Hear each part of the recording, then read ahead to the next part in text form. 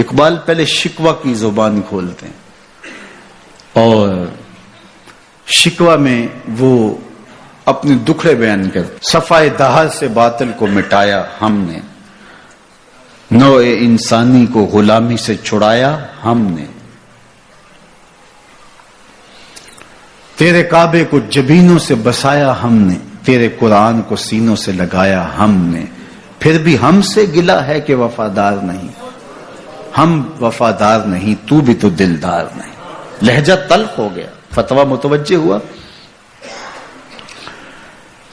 لیکن جب جواب آیا تو سارا نشہ اتر گیا. لفظ وہی ہے، صرف صیغہ بدلتا ہے. پہلے تو کہا صفائے دہر سے باطل کو مٹایا ہم نے، رب سے شکوہ کر رہی ہے مشت خاک. اقبال کی زبان بول رہی ہے کہ ہم نے جنگیں لڑی، ہم نے پہاڑوں کے کلیجے چیرے، ہم نے سمندروں میں گھوڑے ڈال دیے، ہم نے تیرے دین کے لیے کیا کیا نہیں کیا. برستے تیروں میں ہم نے نمازیں نہیں ادا کی، ہم نے کربلائیں نہیں سجائیں، ہم نے کیا کچھ نہیں کیا، اور آج ہم ذلیل ہیں. 56-57 اسلامی ملک کو ذلت و رسوائی کا عالم. تو اقبال شکوہ گناہ ہوتا ہے. صفائے دہر سے باطل کو مٹایا ہم نے، نوع انسانی کو غلامی سے چھڑایا ہم نے، تیرے کعبے کو جبینوں سے بسایا ہم نے، تیرے قرآن کو سینوں سے لگایا ہم نے، پھر بھی ہم سے گلہ ہے کہ وفادار نہیں. ہم وفادار نہیں، تو بھی تو دلدار نہیں. اب جواب سنیے. جواب اب ادھر سے آتا ہے، لہجہ اقبال کا ہے، وہی لفظ ہے، صرف صیغہ بدلتا ہے. آواز آ رہی ہے.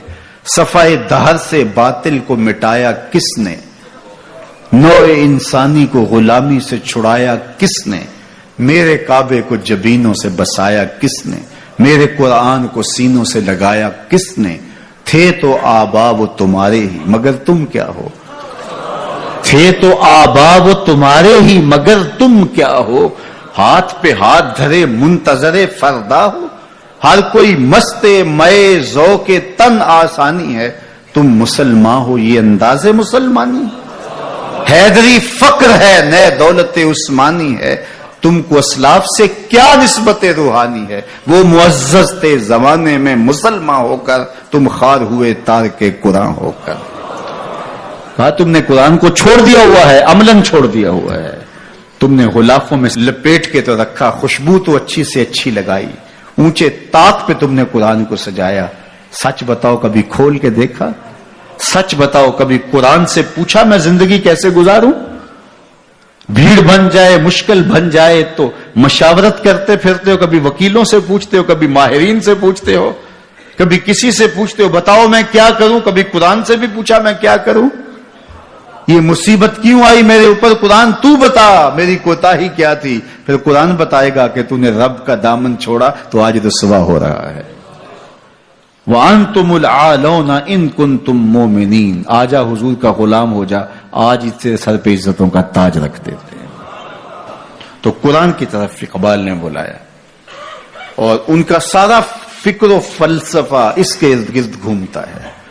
بلکہ میں آپ کو ایک بات بتاؤں، یہ کسی نے نہیں کہی، یہ کتنی بڑی بات ہے. اقبال نے کہا کہ اگر میں نے قرآن کی تعلیمات سے ہٹ کے ایک حرف بھی کہا ہو تو قیامت کے دن حضور کے قدموں کا بوسہ نصیب نہ ہو.